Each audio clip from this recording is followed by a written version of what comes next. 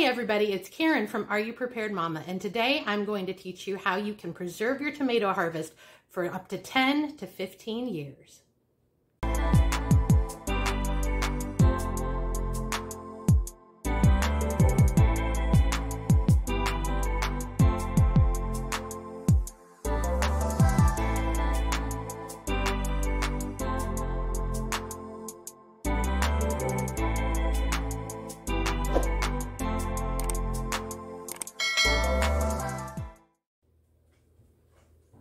So we're going to start with these two trays, and I'm just going to take Costco's organic tomato sauce, and I've discovered that it takes 3 cans of tomato sauce for a tray. So that's what we're going to do for these two trays. I've already done one. I have discovered as well that when you are freeze them in the freezer before you put them in the freeze dryer. So that's what we'll be doing today. So there's one.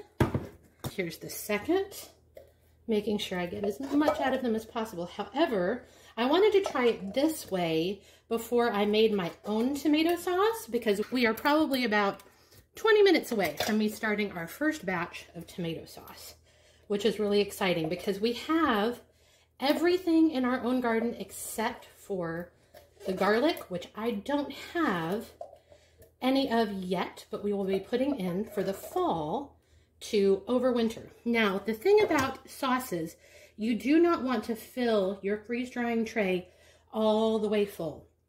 You do need some space at the top so that it freeze dries more evenly.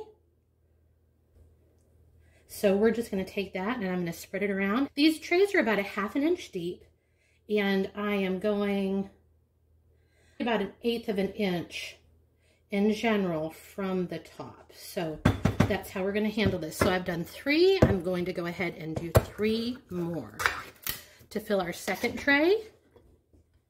And we only have limited space in our freezers, especially limited flat space. So that makes it a little bit more challenging. I would love to have an upright freezer, but we just don't have one yet. Maybe someday. But for the moment, we have to make do with what we have. And what we have is the drawers of our inside refrigerator, as well as 2 chest freezers outside. Here's our last can of tomato sauce. Again, this is just Kirkland. I picked it up when we were at Costco last Friday. And we're going to go ahead and see if we can freeze dry this so that we can have tomato powder, which we can turn into just about anything that we would need to use tomatoes for, and it will last for between 10 to 15 years. Okay, so what I did is I took 3 trays of tomato sauce and I put them in our inside freezer. Because I did not fill them all the way full, I was able to put the other one across over the top. We're going to leave them there until they freeze solidly, and then we're going to go ahead and freeze dry them.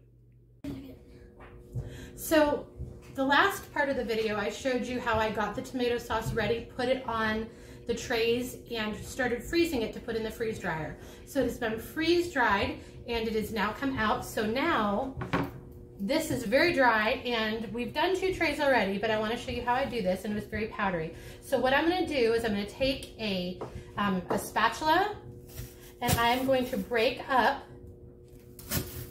the tomato sauce. This was Costco tomato sauce, and we simply used it to freeze dry it. So when I do that, it comes off in wafers.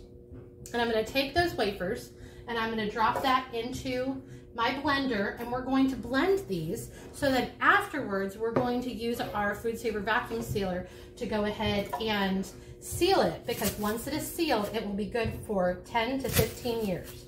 And we can use that to make things from ketchup to barbecue sauce to spaghetti sauce to pizza sauce. So I'm just going to keep dropping these into the blender until I don't have any more room.